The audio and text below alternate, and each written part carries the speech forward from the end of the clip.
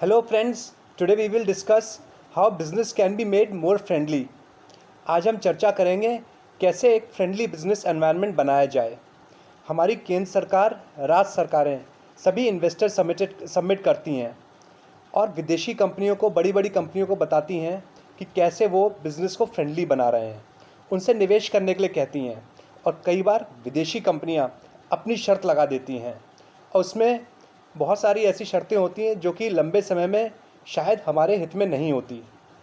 Many a times our central government and also state governments, they conduct investor summits where they invite domestic companies and also multinationals for business in India.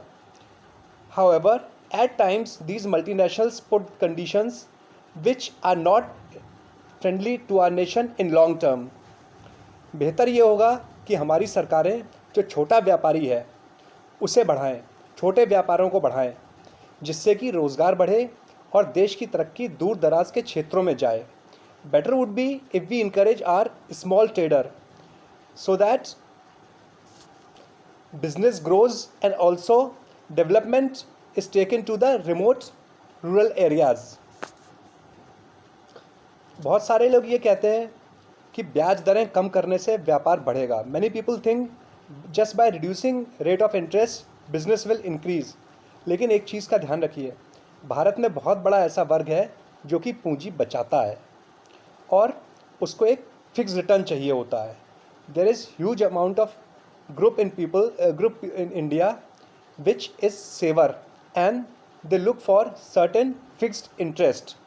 अगर हम ब्याज दरें बहुत ज़्यादा कम कर देंगे तो हमारे जो सीनियर सिटीजन्स हैं, रिटायरीज़ हैं और इस तरह के लोग जो फिक्स डिपॉजिट्स पे डिपेंडेंट हैं, जो स्टॉक मार्केट के बारे में, इन्वेस्टमेंट्स के बारे में जानना नहीं चाहते, रिस्क नहीं उठाना चाहते, उनकी इनकम भी कम हो जाती है।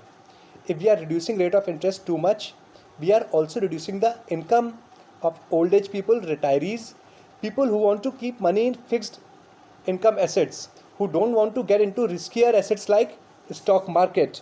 So just reducing rate of interest is not the solution. तो फिर व्यापार बढ़ाने के लिए समाधान क्या है? What is the solution to increase business? हमें लाल फीताशाही ख़त्म करनी है। हमें जो छोटी छोटी चीज़ों पे रिश्वतखोरी होती है, भ्रष्टाचार होता है, खासकर छोटे व्यापारी को जो देना पड़ता है। छोटे व्यापारी के पास वैसे ही पूंजी कम है, ऊपर से उसे अगर रिश्वत देनी पड़े, भ्रष्टाचार का सामना करना पड़े, तो व्यापार अपने आप हमारा हर्डल हो जाता है। हम चीन जैसे देशों से प्रतिस्पर्धा नहीं कर सकते। We have to reduce red tapism. When our small trader has to pay huge bribe, small trader doesn't have huge resources and when he has to pay huge bribe, his cost jump up like anything and this way we can not compete nations like China. अभी corona virus के समय भारत में चिकित्सा की कितनी कमी, हम कितने पिछड़े हैं, ये सामने आ गया। इसके साथ साथ दवाइयाँ हमारे यहाँ कहा जाता है महंगी हैं, दवाइयों की दुकानें ज़्यादा नहीं हैं। Corona virus has exposed how backward we are in medical facilities. Medicines are costly, keeping in view the low per capita income in India and also we don't have too many medical shops. लेकिन ऐसा क्यों है? कुछ चीज़ों पे हमें ध्यान देना होगा। पहली चीज़, जो मेडिकल के लाइसेंस दिए जाते हैं, सरकार की लाइसेंस फ़ीस बहुत कम है लेकिन रिश्वत लाखों में लगती है। The licence fees for various medical activities is too little but bribe is huge and every day our chemist, medical shop owners, they have to come across this. उसी तरह से अस्पताल बनाने के लिए कितनी जगह से आपको फाइलें साइन करानी पड़ती हैं, कितनी रिश्वत खिलानी पड़ती है। Same way to set up a hospital, how much bribe is paid. और जब अस्पताल बनाने के लिए इतनी ब्राइब दी जाएगी, लागत तो बढ़ेगी, और जब लागत बढ़ेगी तो जो भी अस्पताल में पैसा लगा रहा है उससे आप ऐसी उम्मीद क्यों कर सकते हैं कि वो मुनाफा कमाने के लिए तरह तरह के हथकंडे नहीं अपनाएगा। When bribe will be paid to construct a hospital, the cost will increase. When cost will increase unnecessary, how can we even imagine the person who is making hospital, he will not use various tactics to make extra money. Bharat में चिकित्सकों की कमी है, medical staff की कमी है। इसी वजह से आज चिकित्सक मनमाने पैसे लेते हैं। India has shortage of medical staff doctors, and this is the reason why doctors charge heavy fees. Doctors openly work in government job and do private practice. Government job में वर्क करते हुए भी डॉक्टर प्राइवेट प्रैक्टिस करते हैं, but we can not stop them because we don't have doctor, क्योंकि हमारे पास चिकित्सकों का अभाव है. अगर हम प्रति वर्ष कम से कम 1 लाख व्यक्ति पे 500 नए चिकित्सक बनाने लग जाएं, if we start making 500 new medical people per 1 lakh population and we create a huge bank of medical professionals, और बहुत बड़ा हम मेडिकल प्रोफेशनल्स का एक बैंक बना दें, इससे क्या होगा, कंपटीशन बढ़ेगा. अगर हम इजीली लाइसेंस देने लगें, हॉस्पिटल्स आसानी से बनने लगें, दवाई की दुकानें ही आसानी से खुलने लगें बिना भ्रष्टाचार के, मेडिकल प्रोफेशनल्स हमारे आसानी से बनने लगें, तो मार्केट में जो प्रतिस्पर्धा होगी उससे गरीबों को बहुत सस्ता इलाज मिलेगा. If we start generating huge medical professionals at very low cost, medical shops to hospitals, they are constructed easily without paying bribe. The sheer competition in the market will reduce medical costs drastically for poor people. सिर्फ नियम बनाने से कभी लागत कम नहीं होती, जितने नियम उतना भ्रष्टाचार. Just by making rules we cannot bring down cost. The more laws means more corruption. More laws, more corruption, ज़्यादा नियम ज़्यादा भ्रष्टाचार. इसका उदाहरण है ट्रांसपोर्टेशन सेक्टर. ट्रांसपोर्टेशन सेक्टर किसी भी अर्थव्यवस्था की रीढ़ होता है. Transportation sector is the backbone of any economy. Here, how can we compete with China when our transporters have to pay double taxes? Firstly, RTO is paid at the time of registration of vehicle, and the sheer reason for paying huge RTO fees is we will get good road. When we are paying for good road, then why we have to pay hefty toll also? जिस समय नए वाहन का पंजीकरण होता है तब हमें आरटीओ को काफ़ी फ़ीस देनी पड़ती है, और वो फ़ीस इसलिए ली जाती है कि हमें अच्छी सड़कें मिलें. जब अच्छी सड़कों के लिए हम एक बार फ़ीस देते हैं तो फिर सड़कों पर टोल क्यों लगाया जाता है? Trucks to all commercial vehicles, prices are skyrocketing, and also due to pollution norms, diesel vehicles have to be written off within 10 years. Then trucker has to bear various costs like maintenance, tires, petroleum, etc. गाड़ियों की लागत बढ़ती जा रही है. पर्यावरण के कारण 10 वर्ष के अंदर डीजल गाड़ियां हटानी पड़ती हैं. इसके अलावा गाड़ी के मेंटेनेंस, ड्राइवर की तनख्वाह, ट्रकर को काफ़ी लागत देनी पड़ती है.